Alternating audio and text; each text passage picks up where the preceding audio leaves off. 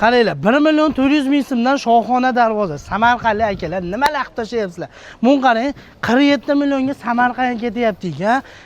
Samarqandda bitta darvozani puliga bilmayman, 47 million so'mga salkam 8,5 metrga 4,5.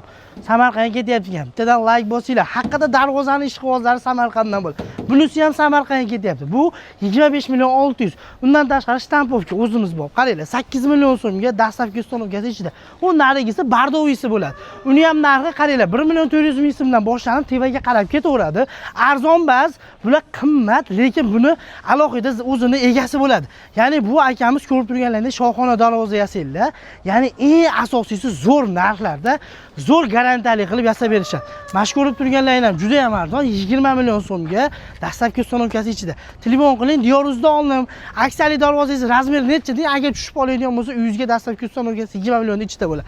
Pastda nomerlar bor. Kimga shunaqa fasonda darvozalar kerak bo'lsa, aloqaga chiqasizlar.